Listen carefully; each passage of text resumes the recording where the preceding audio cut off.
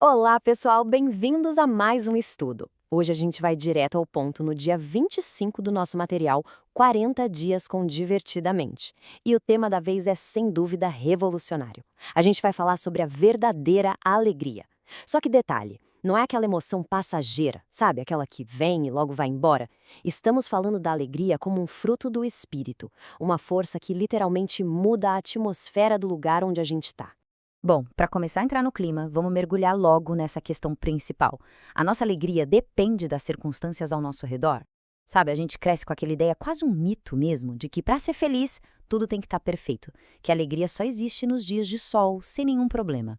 Mas será que a verdadeira alegria é tão frágil assim, a ponto de quebrar na primeira dificuldade que aparece na nossa frente? É exatamente isso que a gente vai desconstruir agora. A fonte da verdadeira alegria, indo além do momento perfeito. E essa comparação ilustra brilhantemente a diferença absurda entre essas duas visões. Dá só uma olhada na alegria mundana aqui do lado esquerdo. Ela é totalmente refém das condições. Ela depende daquele momento perfeito, das conquistas, de ter as coisas. E aí adivinha, quando isso falta, a alegria evapora na mesma hora. Agora, do lado direito, a gente tem a alegria do espírito. Essa sim é inabalável. Por quê? Porque ela depende da presença de Deus, de uma confiança absoluta e de uma transformação que acontece lá no fundo, do lado de dentro. Quem carrega essa alegria naturalmente acaba transbordando esperança e paz para todo mundo em volta, não importa a tempestade que esteja rolando lá fora. O exemplo de Paulo, alegria na adversidade. Tem um exemplo histórico que resume isso com perfeição. O apóstolo Paulo escreveu assim em Filipenses 4, versículo 4: Alegrem-se sempre no Senhor. Novamente direi, alegrem-se. Só que, gente, o que deixa essa frase absolutamente chocante é o contexto. Ele não estava sentado numa poltrona super confortável, tomando um café quentinho. Não mesmo. Paulo escreveu isso trancado numa cela de prisão escura, fria, e sem saber o que ia acontecer com ele no dia seguinte. Definitivamente não é o cenário de onde a gente espera ouvir um conselho sobre ser alegre, né? E é isso que prova, sem sombra de dúvida, que a nossa alegria está ligada à presença de Deus e não ao nosso conforto. E claro que a fonte máxima, o exemplo supremo de tudo isso, é o próprio Jesus. Ele não ensinou a alegria só na teoria, ele viveu isso na prática, nas condições mais extremas que existem. Mesmo diante da cruz, do sofrimento imenso, ele manteve os olhos fixos na promessa que vinha depois, a nossa redenção. O que a gente tira de lição aqui é muito forte. Quando a gente se mantém conectado a Cristo, a gente encontra motivos de sobra para confiar e ter alegria, mesmo quando o nosso próprio cenário parece totalmente sem saída. A metáfora de divertidamente, equilibrando nossas emoções. Agora, o que é muito interessante nessa conexão que o material faz é como a cultura pop ajuda a gente a enxergar isso. Lá no filme Divertidamente 2, a personagem Alegria trabalha sem parar para tentar equilibrar o que acontece na mente da Riley.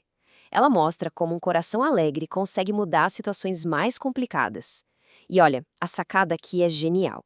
Assim como a personagem tenta equilibrar o painel de controle, a alegria que vem do Espírito Santo não serve para a gente fingir que a dor ou a tristeza não existem. Não é sobre viver no mundo de faz de conta.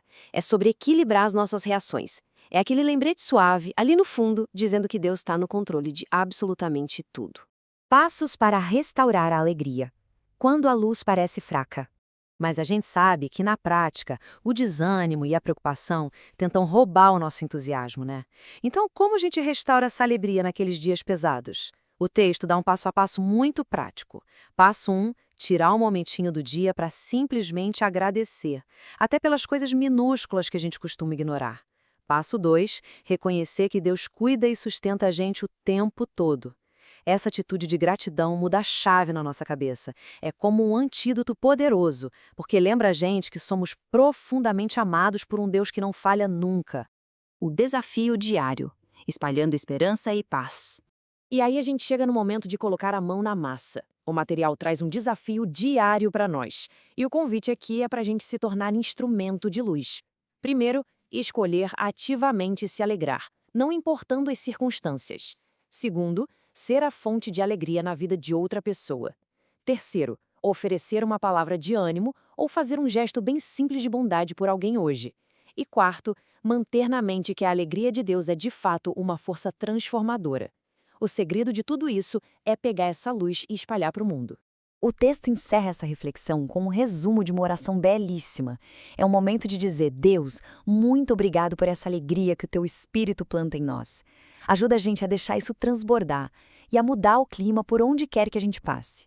É um pedido simples, mas muito profundo, para continuarmos espalhando aquela esperança pura que só o amor de Deus consegue trazer.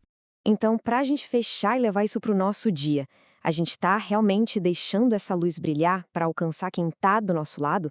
A verdadeira alegria poderosa demais para ficar guardada só para nós. Que essa reflexão fique com a gente e nos inspire a agir, de verdade, levando paz e ânimo para todo mundo ao nosso redor. Valeu demais para acompanharem esse mergulho no material de hoje e até o nosso próximo estudo.